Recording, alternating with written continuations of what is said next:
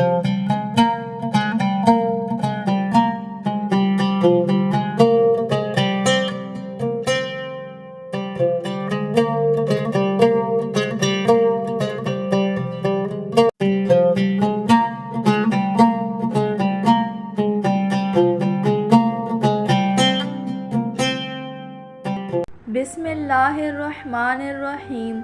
अस्सलातु वस्सलामु अलैका या रसूल अल्लाह व अला आलिका व अस्हाबिका या नूर अल्लाह। आज की ये वीडियो शब बारात की इबादत के बारे में है। आज की इस वीडियो में आप जानेंगे कि शब बारात में क्या पढ़ना चाहिए, तो वीडियो को एंड तक ज़रूर देखिएगा। वीडियो को लाइक कर दें, चैनल को सब्सक्राइब कर दें और कमेंट में अपनी राय का इजहार ज़रूर कीजिएगा। चलिए वीडियो शुरू करते हैं। मगरिब के बाद 6 नवाफिल। मामूलात औलिया कराम रहमतुल्लाह अलैह से है कि मगरिब के फ़र्ज़ व सुन्नत वग़ैरह के बाद 6 रकत नफिल 2-2 रकत करके अदा किए जाएं। पहली 2 रकतों से पहले ये नियत कीजिए, या अल्लाह अज़्ज़ व जल इन 2 रकतों की बरकत से मुझे दराज़ी उम्र बिलखैर अता फ़रमा। दूसरी 2 रकतों में ये नियत फरमाइए, या अल्लाह अज़्ज़ व जल इन 2 रकतों की बरकत से बलाओं से मेरी हिफाजत फरमा।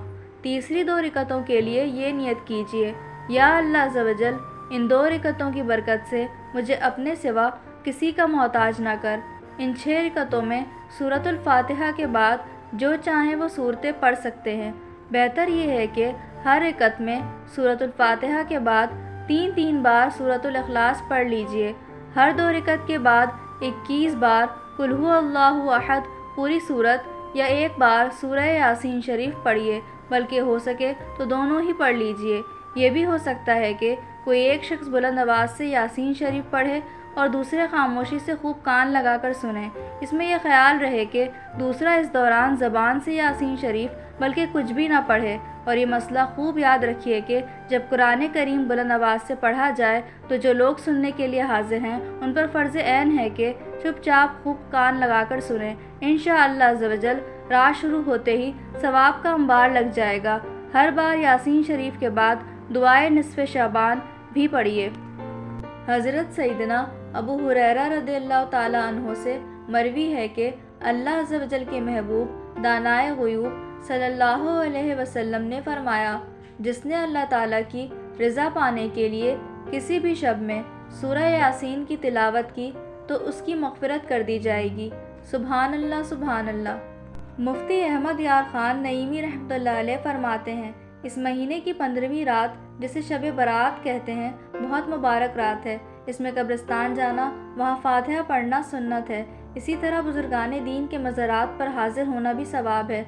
अगर हो सके तो 14वीं और 15वीं तारीख को रोज़े रखें। 15वीं तारीख को हलवा वगैरह बुजुर्गान दीन की फातिहा पढ़कर सदका व खैरात करें और 15वीं रात को सारी रात जागकर नफिल पढ़ें। और इस रात को हर मुसलमान एक दूसरे से अपने कसूर माफ़ करा लें, कर्ज़ वगैरह अदा करें, क्योंकि बुग़्ज़ वाले मुसलमान की दुआ कबूल नहीं होती।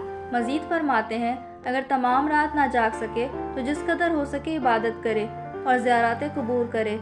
अगर इस रात को 7 पत्ते बैरी के पानी में जोश देकर गुस्ल करे तो इंशाअल्लाह तमाम साल जादू के असर से महफूज रहेगा।